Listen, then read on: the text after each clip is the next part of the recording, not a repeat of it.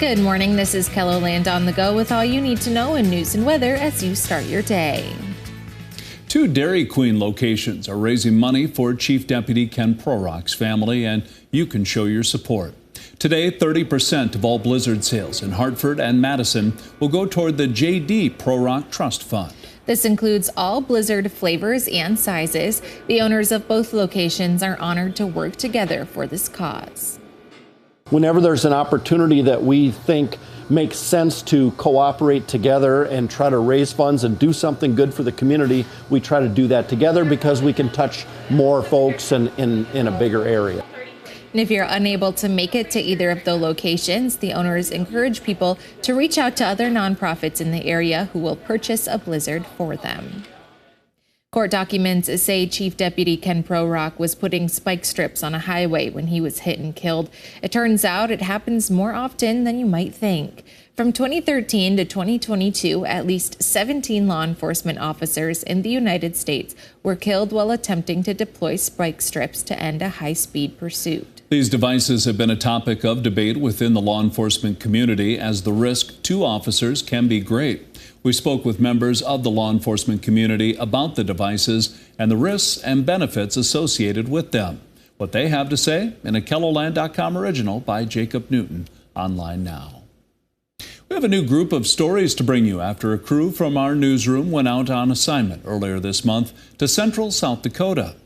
We spoke with several people and gathered different perspectives on the Lower Brule and Crow Creek reservations along the Missouri River. One of the people we met was Louis Grassrope, who is on the Lower Brule Sioux Tribe's Tribal Council. He shared what kind of change he would like to see. For anything, it would be for the government to stop trying to impede on our sovereignty and start assisting. Instead of worrying about what our sovereignty actually is, start assisting us to help protect it. The string of stories from myself and Dan Santella's trip continues later this week.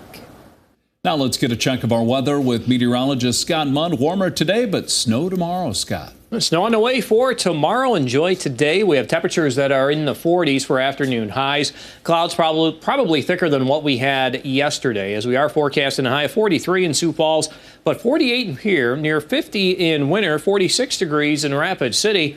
Snow for tomorrow, and we're looking at much colder air as we go into this coming weekend. More details on the KELOLAND Live Doppler forecast with Brian coming up. Thank you, Scott. With our recent warm temperatures, authorities in Turner County are making sure people stay safe on the ice.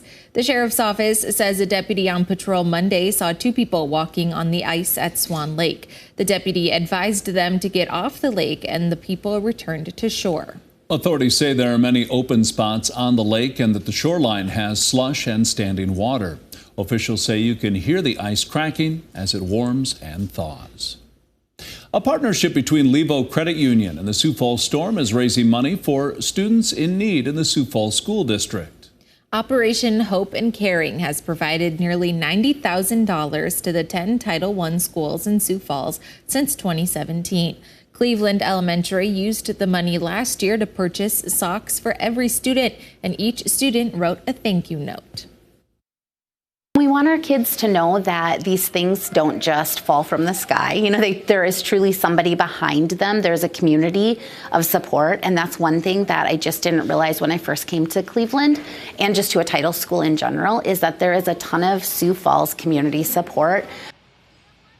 The next fundraiser for Operation Hope and Caring is Tuesday, February 20th from 10 a.m. to 7 p.m. at Air Madness.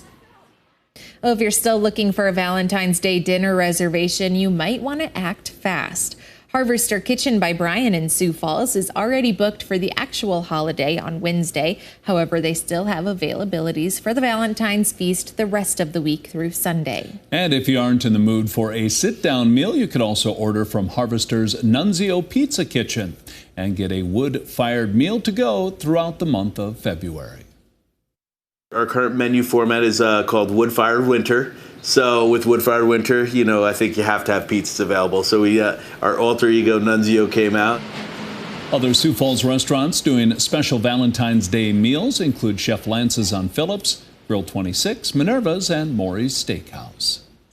That's a look at some of our top stories. Now let's get one last look at your weather with meteorologist Brian Karstens. Brian? All right, our weather picture here for tomorrow already shaping up with a winter weather advisory for the counties there in blue. That's the Huron, Madison, and Brookings area. We do expect there will be accumulating snow. Those areas appear to be a little bit more in the heavier footing of snow. Now, are we talking major storm? No, not really in the deck of cards here, but do keep in mind that the snowfall rates tomorrow could be rather intense in a fairly small, compact band. We see this, especially looks more like a March scenario where we can get systems like this.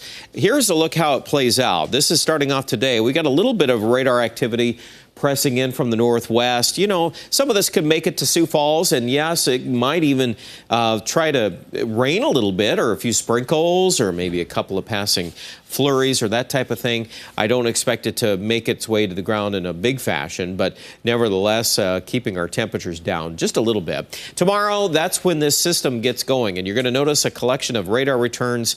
Basically, along and north of Interstate 90 will be more of it, and it definitely gets its act together through the midday hour, north of Interstate 90, centered right there, Highway 34 to Highway 14, and yeah, plowable snow, I think, is in the deck of cards here for that.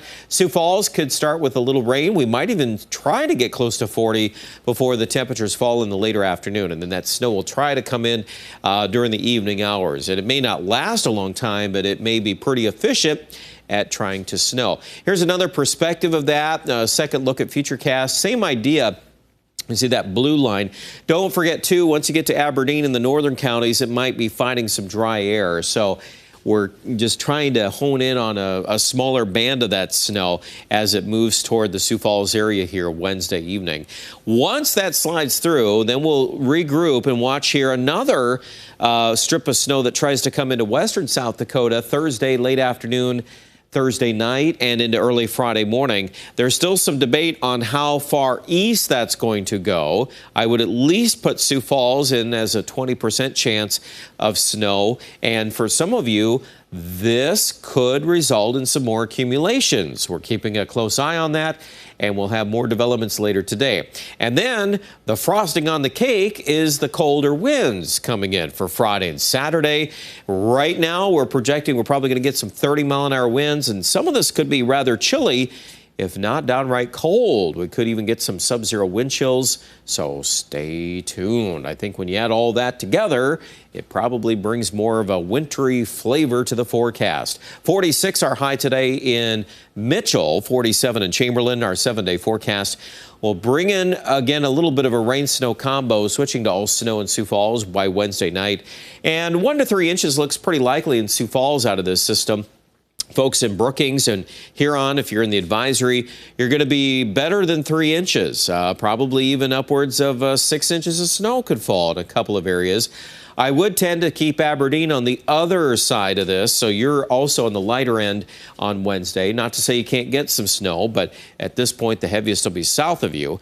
I also will caution you, temperature forecast for Friday to Saturday. We've got some room to cut those again. We've got some tug-of-war going on here on how much to cut that. So stay tuned. We'll have an update later today on that. I would also say Pierre, a good shot at snow for Wednesday. And yes, Rapid City, we get this snow chance tomorrow. And then that second system coming out into the plains here for Thursday afternoon and Thursday night. Check out more details about the weather online at KELOLAND.com.